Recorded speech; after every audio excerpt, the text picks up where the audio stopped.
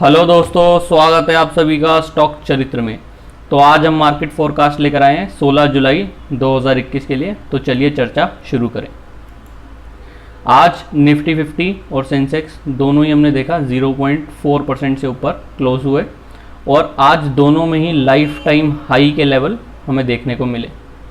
और उसके पीछे के कुछ रीजंस भी है कि जैसे कि कल जो गवर्नमेंट ऑफ इंडिया उन्होंने जो गवर्नमेंट सर्वेंट्स हैं उनका जो डियरनेस अलाउंस है उसको 17% से बढ़ाकर 28% कर दिया।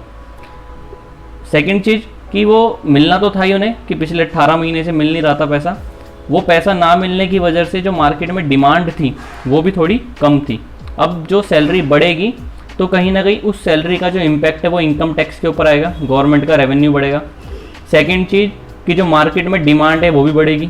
थर्ड चीज़ कि जब एम्प्लॉय के पास पैसा आएगा तो सपोज़ करिए उसके पास 5,000 रुपये इफेक्टिवली उसके इंक्रीज़ हो रहे हैं, तो 5,000 रुपये इंक्रीज़ होने की वजह से हो सकता है कि उसको जो इफेक्टिवली जो पैसा इंक्रीज़ हो रहा हो वो 4,000 हो, तो 4,000 में से अगर वो 2,000 रुपये भी खर्च करेगा या अगर वो अपनी जो सेविंग्स है उसको 10% रखता है तो 4,000 में से 3,600 रुपये अगर उसने खर्च करिए तो आप सोच के देखिए कि किस लेवल की जो मार्केट में डिमांड है वो जनरेट होने वाली है।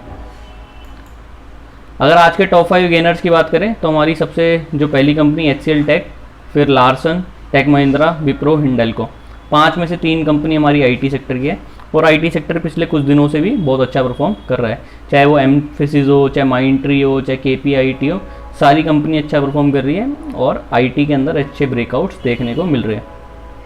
लार्सन का हमने कल ही अपने टेलीग्राम चैनल पे डाला था और आज उसके हमें वाले लेवल देखने को मिले कि जो लेवल आने थे। इसके बाद भी 2 और लेवल है जो ऊपर की तरफ एक्सपेक्टेड है अभी आने, तो उसके लिए आप हमारा टेलीग्राम चैनल ज्वाइन करके उस पर देख सकते हैं। लास्ट स्लाइड पे उसका हमारा QR कोड भी है और डिस्क्रिप्शन में आपको चैनल का लिंक भी मिल जाएगा। आज के टॉप 5 लूजर्स की अगर हम बात करें तो ONGC, Eicher motor, coal India, Bharti Airtel, Mahindra and Mahindra. तो हमारी 2 कंपनी PSUs जो ONGC और कोल सेक्टर दोनों पावर से रिलेटेड, जो हमारा एनर्जी से रिलेटेड सेक्टर है उससे कहीं ना कहीं लिंक करती है। भारती एयरटेल में हम देख रहे हैं कि बहुत टाइम से एक जो कंसोलिडेशन है, थोड़ा डाउनवर्ड ट्रेंड है, फिर ऊपर आता है, फिर वापस कंसोलिडेशन चला जाता है। तो कुछ एक जो चार्ट पैटर्न फॉर्मेशन है वो शॉर्ट टर्म में फेवरेबल नहीं है, लेकिन अगर हम ओवर द ईयर की पिछले 10-15 साल के हिसाब से एक बड़े टाइम फ्रेम का अगर चार्ट देखें, वीकली या फोर्थ नाइटली का, तो आपको दिखाई देगा कि कंसोलिडेशन जो है लगभग ख़त्म होने वाली है। लेकिन वो जो कैंडल है उस समय की वो एक हफ्ते की एक कैंडल या 15 दिन की एक कैंडल है, जिसकी वजह से एग्जैक्टली टाइम करना जो है मुश्किल हो जाता है, क्योंकि जितना बड़ा टाइम फ्रेम हमारा होगा उतना ही जो एक्सपेक्टेड टाइम है उसको कैलकुलेट करना टफ हो जाता है। छोटे टाइम फ्रेम में एक्यूरेसी ज़्यादा अच्छी आती है। निफ्टी के चार्ट की बात करें तो जैसे कि हमने देखा आज हम ऊपर गए और क्लोजिंग होते होते जो लेवल जिस पे हमने अपनी ये रेड लाइन मार्क कर रखी थी लगभग उसके आसपास निफ्टी में कहीं क्लोजिंग आई। तो जैसे कि हम बात भी करते हुए आ रहे थे कि यहाँ से एक बार अभी हम ऊपर जाएंगे और उसके बाद देखते हैं कि जो हमने 2 दिन पहले वीडियो में बताया था कि निफ्टी जो है आउट परफॉर्म कर सकता है छोटे इंडेक्सेस को। तो कल भी निफ्टी में अच्छी परफॉर्मेंस थी, आज भी निफ्टी अच्छा चला और अब ये जो 15,915 का हमने एक ऊपर की तरफ लेवल लगा रखा था आज उसके ऊपर क्लोजिंग आई है। आगे आने वाले दिन जो हमारे देखने के होंगे, अगर हम इसके ऊपर ही यहाँ काम करते रहे तो इसके बाद हम और ऊपर की तरफ जा सकते हैं, जो कि लगभग 16,140 रुपये के आसपास तक के लेवल हो सकते हैं। तो अभी इम्पोर्टेंट जो है वो ये देखना है कि इसके ऊपर ही हम जो है क्लोजिंग दें आगे आने वाले जो हमारे दिन है उसमें। उसके बाद थोड़ा क्लैरिटी होगी कि किस तरीके की फॉर्मेशन हो रही है। साथ ही अगर हम आज की बात करें तो हमारा एक्सपायरी का डेट था, तो इसलिए भी मार्केट में थोड़ा सा जो काम था ऊपर की तरफ रहा, एक जो मूवमेंट थी लोगों को क्लियर नहीं था कि किस तरीके से काम होगा। तो लेकिन ओवरऑल हमने दिन में देखा कि काम अच्छा हुआ, आईटी सेक्टर ने अच्छा परफॉर्म किया। उसके बाद छोटी कंपनीज भी अच्छा परफॉर्म कर रही हैं आजकल। ओवरऑल एक बैलेंस है, कंपनीज़ की अर्निंग भी अच्छी हो रही है और जिस तरीके से जो सैलरी बढ़ाई गई है गवर्नमेंट एम्प्लॉयज़ की, तो इफ़ेक्टिवली वो जो डिमांड एक मार्केट में क्रिएट करनी है वो भी बढ़ेगी। साथ में आगे स्टेट गवर्नमेंट्स भी जो DA वो बढ़ाएगी, जिसकी कल राजस्थान ऑलरेडी बढ़ा चुकी है। तो जो स्टेट गवर्नमेंट्स के बढ़ाने से तो ओवरऑल एक इम्पैक्ट जो है, अगर 2-1 करोड़ जो एम्प्लॉयज़ है गवर्नमेंट ऑफ इंडिया और स्टेट गवर्नमेंट्स के मिला के, तो उसकी वजह से जो आप सपोज करिए कि 1 करोड़ एम्प्लॉय भी है और इफेक्टिवली 4,000 रुपये भी अगर किसी की सैलरी पर मंथ बढ़ रही है, तो गवर्नमेंट एडिशनल 4,000 करोड़ रुपए एम्प्लॉयज़ को दे रही है। और उस 4,000 करोड़ में से आप सोचिए कि इनकम टैक्स भी बढ़ेगा, और जो 4,000 करोड़ में से अगर उन्होंने 3,000 करोड़ रुपए भी खर्च किए तो मार्केट के अंदर किस लेवल का डिमांड जो है आने वाला है, तो बिजनेस भी कहीं ना कहीं बढ़ेगा। छोटे टाइम फ्रेम की बात करें तो अच्छा खासा हम ऊपर गए, उसके बाद एक रेड कैंडल के साथ नीचे आए। अभी ये वाले लेवल हमारे देखने वाले होंगे 15,900 का, जैसे कि हम मल्टीपल टाइम्स यहाँ पे हमने एक रेजिस्टेंस फॉर्म करी और अभी ऊपर की तरफ गए, जो कि एक हमने देखा कि एक ग्रीन कैंडल के साथ हम ऊपर गए थे आज सुबह जो हुए। तो अगर ये हमारी ब्रेकआउट कैंडल होगी यहाँ से, जिसकी कंफर्मेशन अभी 1-2 दिन में आएगी, जब हम इस जो हमारा 15,915 का जो लेवल है उसके ऊपर ही क्लोजिंग देंगे, तब एक क्लैरिटी आएगी कि हाँ अब जो है ये वाला लेवल जो है वो हम सपोर्ट बना सकते हैं यहाँ पे, और उसके बाद ऊपर की तरफ कहीं जाएंगे। अगर हम सपोर्ट नहीं बनाते हैं तो हम वापस ये वाली जो हमारी नीचे वाली रेंज थी 15,900 से लेके 15,400 वाली रेंज के बीच में ही कहीं आएंगे और वहीं पे काम कर सकते हैं। आज हम आपके लिए जो कंपनी लेकर आए हैं स्टर्लिंग टूल्स, तो जैसे कि आप देख रहे हैं कि जो फास्टनर के सेक्टर की कंपनी है और बहुत अच्छे तरीके के जो हमारे पेच जिसे हम बोलते हैं, नट कहते हैं, बोल्ट कहते हैं, ये बनाती हैं। तो इनके बहुत जो प्रोडक्ट्स हैं तो उसकी हाई टेंसाइल जो स्ट्रेंथ है, साथ में उसको ये फोर्ज करके जो बनाते हैं तो उसकी क्वालिटी जो है वो अच्छी हो जाती है। साथ में कंपनी के फंडामेंटल्स की बात करें तो वो भी अच्छे हैं। लगभग 60 डीलर हैं इनके ऑल ओवर इंडिया, और कंपनी की जो प्रेजेंस है वो भी अच्छी है।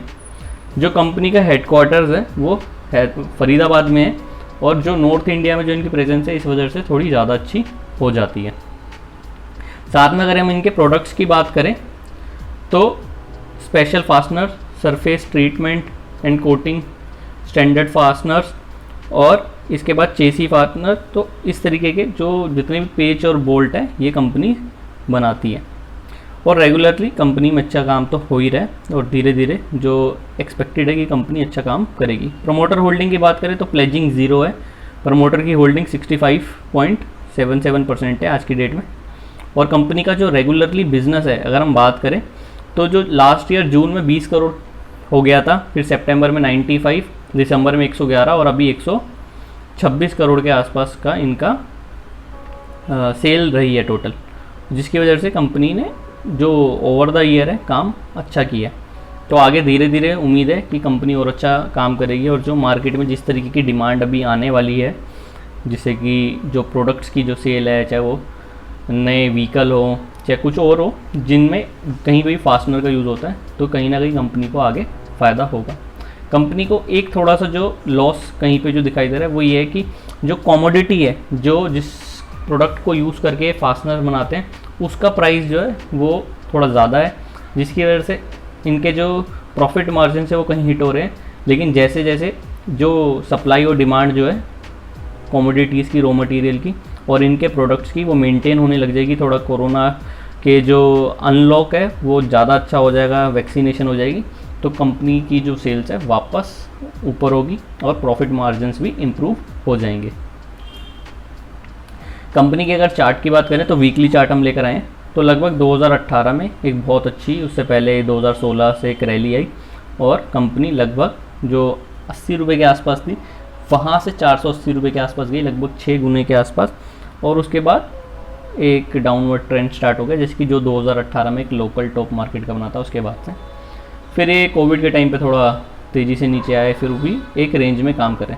अभी लगभग 198 के आसपास कंपनी काम कर रही है, और आप ये देखिए कि यहाँ पे ये जो वॉल्यूम आई थी जिसकी वजह से 240 रुपये का जो स्टॉक था 480 गया कुछ ही दिनों में, वैसी ही वॉल्यूम, उसी काइंड की वॉल्यूम में ग्रीन कैंडल आपको यहाँ दिखाई देगी, और जो कि दिखाती है कि जो बड़े इन्वेस्टर है उनका इंटरेस्ट इस कंपनी में बढ़ रहा है, और यहाँ पे हमें और हायर वॉल्यूम देखने को मिल सकते हैं।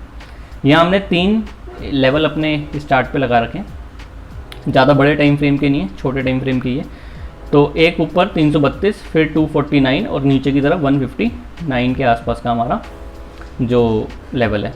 तो पहला लेवल 1:1 के आसपास का हमारा है, और उसके ऊपर अगर हम बात करें तो 1:3 तक का हमारा लेवल देखने को मिलेगा। तो जो पहला लेवल है ये एक शॉर्ट टर्म का, बहुत शॉर्ट टर्म का लेवल है जो कि एक्सपेक्टेड है कि आने वाले 1 महीने के अंदर देखने को मिल सकता है। और अगर परसेंटेज की बात करें तो लगभग 25% के आसपास के रिटर्न्स ये पहले लेवल में हमें देखने को मिल सकते हैं स्टर्लिंग टूल्स में। इसके ऊपर की बात करें तो ऊपर वाला लेवल जो है वो ज़्यादा बड़ा लेवल है हमारा, जिसमें लगभग 65% के रिटर्न्स है। लेकिन उसके लिए एक बारी कंपनी यहाँ पे कुछ समय काम करेगी, जैसे कि यहाँ पे भी रेजिस्टेंस लेके नीचे आ गए थे और यहाँ पे भी कुछ समय काम किया था, तो यहाँ पे आएगी तो कुछ समय काम करेगी। उसके बाद जब यहाँ पे काम करके एक ब्रेकआउट आ रहा होगा तो हम अपने टेलीग्राम चैनल पे ज़रूर इसको दोबारा से रीएनालाइज करके बताएंगे कि टाइमिंग क्या होगी। उसके बाद आप अपने फाइनेंशियल एडवाइज़र से ज़रूर चर्चा करिए और उसके हिसाब से पोजीशन बनाएं। यहाँ पे जो भी स्टॉक्स की हम बात करते हैं ये सिर्फ एजुकेशनल पर्पज़ से, बाइंग और सेलिंग की किसी भी तरीके की कोई रिकमेंडेशन हमारी नहीं होती। आपको जो भी बाइंग या सेलिंग करनी है अपने फाइनेंशियल एडवाइज़र की हेल्प से ही करनी है। ये वीडियो सिर्फ एजुकेशनल पर्पज़ से, आप उनके साथ ये वीडियो शेयर करिए, उनके साथ चर्चा करिए और एक रेफरेंस पॉइंट के हिसाब से इसको वीडियो को यूज़ करिए। Thank you, have a nice day.